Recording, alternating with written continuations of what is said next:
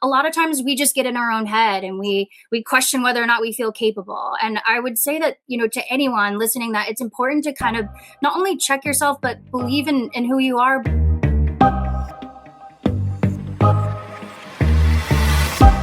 Hello, everyone, and welcome to the But First Champagne podcast, where we celebrate women who are changing the world and living their best lives. I have an amazing guest for you today. Very excited to welcome Erica Ballesteros, the founder of the Change Project, which I'm really excited to dig into. Erica, thank you so much. She's also the author of Rooster Rising and Magnetized Potential, love a fellow author, and a strengths-based trainer known for her direct, truth-telling approach to human development. I also really like that. So we're going to come back to all of these because I am about action and directness as well. So I think we're going to mesh really well. I love this little bio. After conducting 6,000 interviews with her corporate career, Erica saw a clear pattern. People don't need more pressure. Agreed. They need more purpose. Since launching the Change Project in 2019, she has worked with teens, parents, educators, and leaders to build confidence, strengthen communication, and break down the patterns that keep people stuck, which I love. We're going to definitely dive into that. Your passion is helping people wake up to what's possible for their lives and giving them the tools to actually do something about it. That passion is fueled by real-world experiences, deep human connection, and seeing firsthand what happens when people finally understand themselves and take aligned action. She shares this work through transformational courses, coaching, speaking, immersive retreats. Gotta love a girl who has a retreat. Creating experiences that go far beyond traditional training. Because at the end of the day, it's not about more information. It's about activation, not someday, now. And I want to say to you, welcome so much, because I also used to speak on, and I still do on public speaking circuits. My platform was Dream, Decide, Do. Figure out what it is that you want to do with your dreams. Do it, decide you're going to do it, and then start doing things. You're never going to get there if you keep staying in that circle. And most people, for me, have had the hardest time with the decision part. So I am so glad you are here. So tell me, you told us a little bit about how you got into this. It's sort of interesting, like the way it all came about, because I never imagined myself being a business owner. And I'd always kind of been a little worker bee, both in the recruiting world. And then when I got exclusively in training and development, and it was at the end of 2019, like whatever your beliefs are, I my very first job, I worked for Gypsies, like in my town in Old Orchard Beach, Maine. And, they had all these palm reading and tarot card, like stations, I guess, in our town. And I always thought that was ridiculous. Okay. And so we didn't really grow up believing in any of that. And at the end of 2018, I went and talked to this lady that happened to be at our Queen Creek Holiday Festival. And I was like, oh, what the heck? I'll just like go talk to her. And she was like, I see you doing your own thing. And I can tell you don't trust your boss. And literally, like, this was a Saturday, and Sunday, I did this meditation and I had all these ideas come up for the Change Project. And it was like kind of blowing me away. I was like, could I do this on my own? And then Monday comes around and my boss sits me down and he's like, hey, I'm going to take your role from W-2 to 1099 going into next year. And I was like, well, if that's the case, then I'm going to do it for my own. And so I kind of like spent the whole month of December just visiting with leaders that I really respected and, asked them, okay, like I don't have like a lot of money to launch anything, but I believe in myself and I can take the 20 plus years that I have of experience in recruiting and training and development and start to serve our community. And so when I launched the Change Project in January of 2019, I didn't have like a laser focus of like, who do I really want to serve? Because I really kind of been focused on adults. But our town, Queen Creek, Arizona, that I, spent most of my life kind of growing up in, if you will, we had a really crazy run of teen suicides. And so a lot of the talk in the town was, well, how are we going to help improve mental health in our youth? How are we going to help them become more ready for the workforce? Because our town was one of the fastest growing towns in the nation. And we had a lot of local employers, including like Chick-fil-A. I don't know if they have that up in Idaho, but they didn't even want to hire teens because they didn't feel like they had the soft skills to, step up and solve problems and communicate and, just offer simple customer service. And I was like, that's it. Like, I'm going to launch something and I'm going to blend everything like in my whole career from recruiting to all the cool stuff that I've seen in training and development. And I launched my first youth course and I literally like sat in front of all of these school like educators, and most of them are like career and technical education like administrators. And so I was like, look, I'm going to go to the business community. I'm going to get them invest in our youth. And all I need is like a room to show up to and kids that I can go and ask if they'd want to be a part of it. And they were like, what? Like, let's do it. And so I basically got like 3 schools that all wanted me to launch this. And I ended up launching it at 2, and I raised $10,000 in 6 weeks. And I was like, okay, I think I can make something of this. And the results from that first youth course, which is basically like an 8-week course. And I launched kind of a full system that would help with both mental health and workforce readiness. So everything from Clifton Strengths to learning how to live with purpose and learning how to set goals and achieve them and solve problems and communicate with different personalities and handle ups and downs in life, and building resumes and interviewing and learning from other local leaders.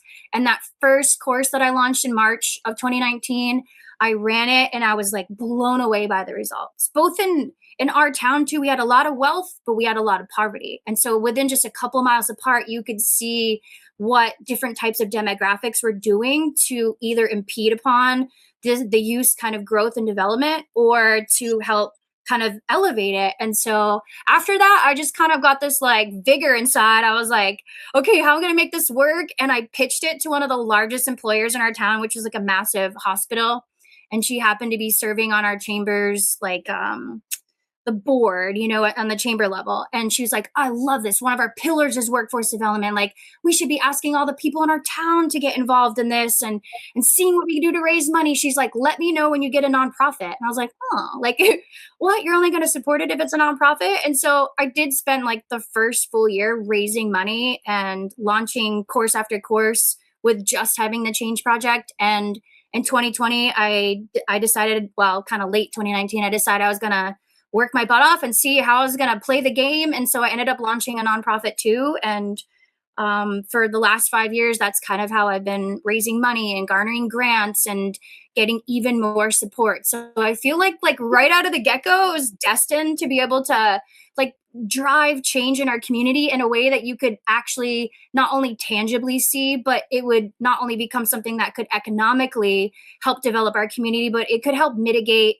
the suicides and the anxiety and the depression that all of our youth were facing, which, long term is going to affect them as a parent, as a friend, as a leader, as a lover. And so everyone that I pitched it to was like, oh my God, like, how am I going to get on board with this? Because I love it. So you got started, you decided to go into this, you were surprised at the response, it sounds like, right? And you were getting a lot of support from your community, and they encouraged you to do also a nonprofit. So how did you pivot, or did you incorporate both sides of the business?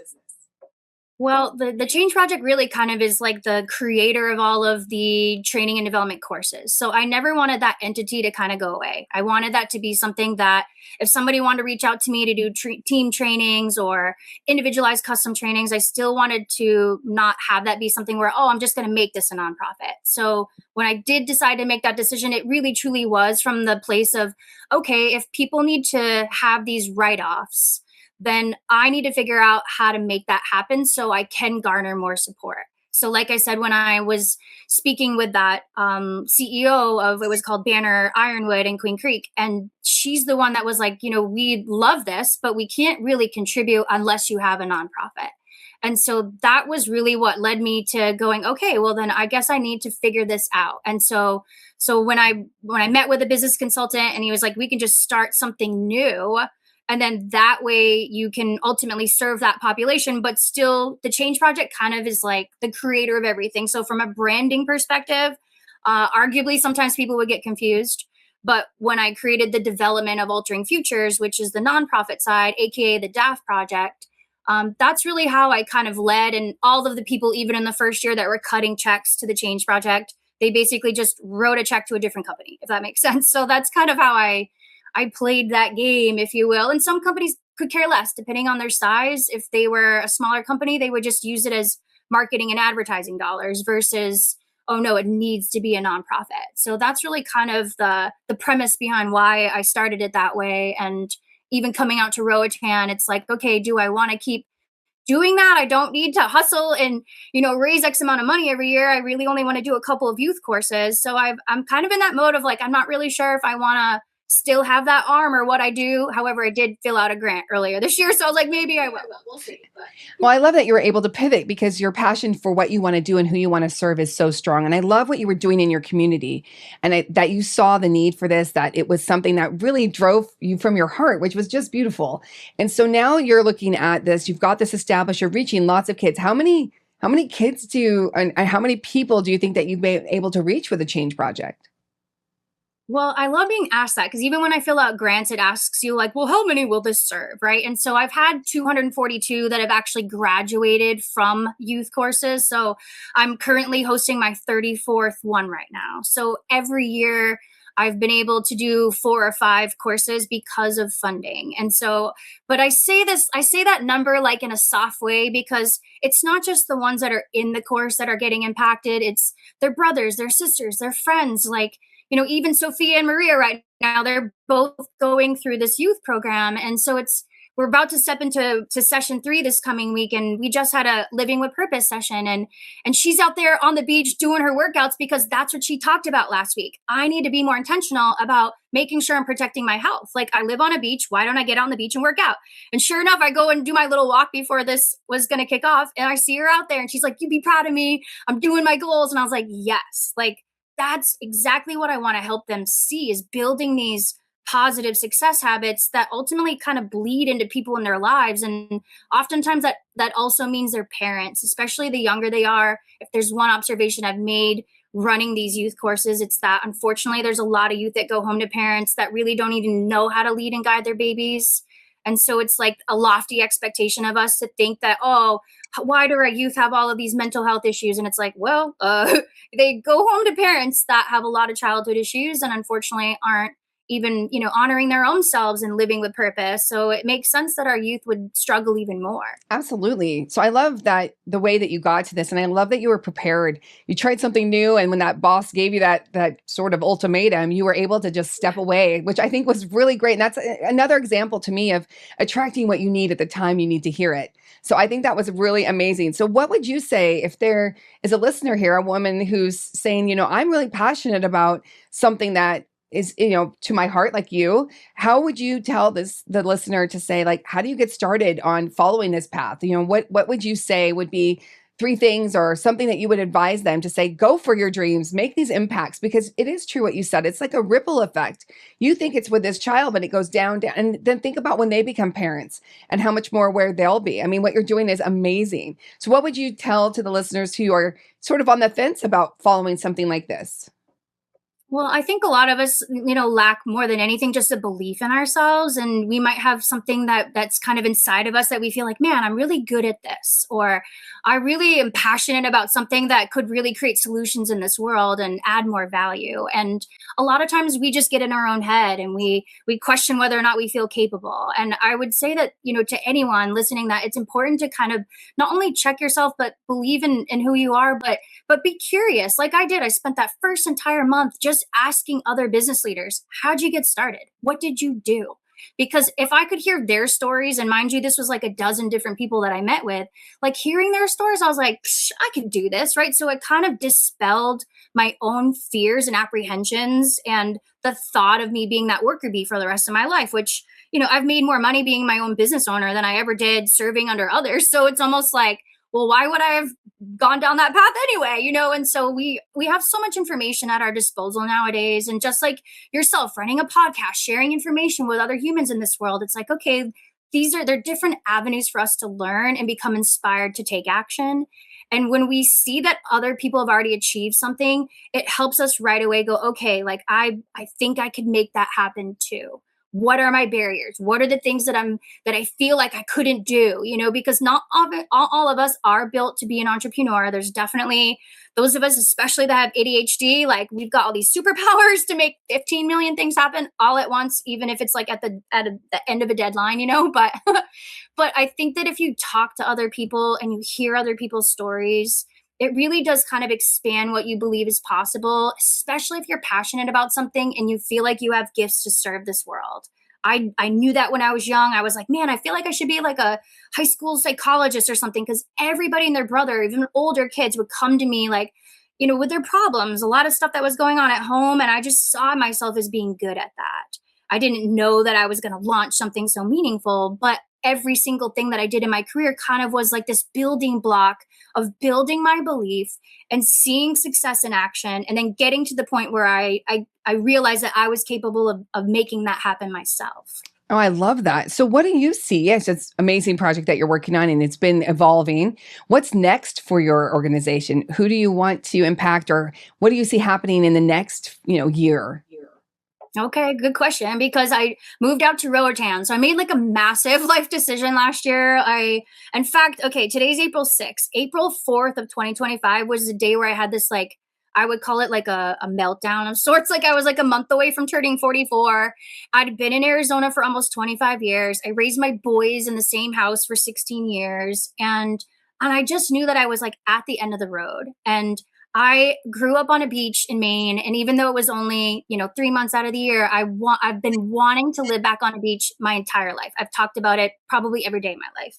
But my boy's dad was in Arizona, and I knew I couldn't uproot. And so I got to this place where I was like, okay, like, let's make this happen. And I was like, Costa Rica, Mexico, like, where would I go? And one of my greatest mentors lives here in Roatan, sometimes of the year, like only like a few months out of the full year. And he would constantly be telling me stories and telling me all these things. And I was like, okay, I can make this happen. And so when I moved out here, I was like, how can I keep serving? I mean, I've raised a lot of money doing golf tournaments and spring fundraisers, and how can I still deliver value in ways that is meaningful? So I've already made some transitions. Like, I'm now doing online courses. So even though I was kind of married to doing live courses my whole dang career, even during COVID, I was like, we need to wait, because I was such a stickler for in-person training, and I still think it's amazing and beautiful. However, I've already been doing, this is my third online course since I've been out here, and it blows me away to see what people are doing and how they're opening up. And I know that's my responsibility and my job to kind of help them get to. But in addition to that, I live in this like amazing, on this Caribbean island, and I want to do retreats. So I was going to launch one this year, and I'm such a high achiever that I did feel a little bit like guilt and shame that it didn't happen. But it takes a lot of work and effort to recruit for, someone to come make a ticket, fly out here and do all of this. So 2027, I already have my retreat booked for March of the spring break. And I'm talking now to different partners so I can garner more support, that I would be able to do youth retreats here too, because I want to be able to do my courses here in kind of like a 1 week fashion. And in the middle of the day, have us go and do cool things like boat rides through the mangroves, or doing dolphin excursions, or going and checking out the sloths, or zip lining, so that they're getting an amazing experience in addition to the transformational growth from the courses. So that is what I have on the horizon. And I can't wait to make it all happen and see how many more locals that I can get involved too. So I know that's going to take some more time, but I'm excited by that. I love that. I love where you're going and I love what you see. And I didn't realize we had this in common, but I used to be a corporate trainer as well. So I understand what you mean. I used to work for Hewlett Packard, and having that one-on-one, that connection, to be able to see the people as they're learning, as it's clicking, it is just a different experience. And I really understand what you're saying. And it is hard to transition in a way for that energy. But obviously you have that kind of energy. I have no problem that you can do it online. But I really think that just the initiative that you took to create something so amazing, to take ownership of your life, to decide how you were going to spend your time and how you were going to add that value, is just incredible. And I applaud you for that. What a great example for our listeners. And I really appreciate that you are here with us today. I want to make sure to let you know that all of her information will be available if you want to know more about the Change Project, if you want to support it. We'll have all that information for you. And we are just so grateful that you were here today. So what is one thing you would say to our listeners before I let you go? Okay. Well, I mean, you asked me a couple of questions related to, empowering others. And I think like that we live in this world where we kind of look around, we see a lot of ugly, we see a lot of nasty stuff going on, and a lot of people that kind of want to escape. And I think that just as much as when you look for the bad, you see more of it, I think when you look for the good, you see more of it. And I think that we need to kind of shift our paradigms and appreciate some of the ugly stuff that happens to us to our lives. Even my boss telling me like, hey, I'm going to take your role into 1099. It's like, no way, like, I'm not doing that. Like, sometimes we would look at that as, oh man, poor me. And instead of going, that happened for a reason. And this is to set me up for even more success and even more opportunities to draw out the amazing qualities and the value and the gifts that I have inside. And I think if more of us can kind of harness that, then all of a sudden we're going to be creating our own ripple effect of awesomeness. And I think it's due time. If you study history, like we're about to turn that corner, like we did in the 20s, from the Great Depression to the Rolling 20s. Like, it's funky and we're going to shift, but it takes us believing in that and harnessing our gifts and getting out there and taking action and doing it. So that is really like my one message I think I want to send to everybody, because I think whether you're a youth trying to find your way, or you're a parent or an educator, trying to serve and help develop our babies, or leaders trying to elevate their own people so they can create even more growth and success in their business. If we believe in ourselves and we take action to learn what it is we don't know, then all of a sudden we are literally going to become that change that we want to see in this world. And it just takes us taking the action, believing in ourselves, and all of a sudden looking around and being like, what? Waking up to that life that we enjoy waking up to. So I feel like we all have it inside. We just need to make it happen. I love that message. Thank you so much for being here today. I can't wait for the response. I love what you're doing. Keep it up. I know what you're planning is going to be amazing. And I'm so glad you were able to be here with us today. Thank you. I appreciate it, Vesta. And I think that even just being able to share these messages with others helps to make that kind of that idea possible. And so I appreciate the opportunity to chat with you today too. Thank you so much. Okay. We'll talk again soon. Bye-bye.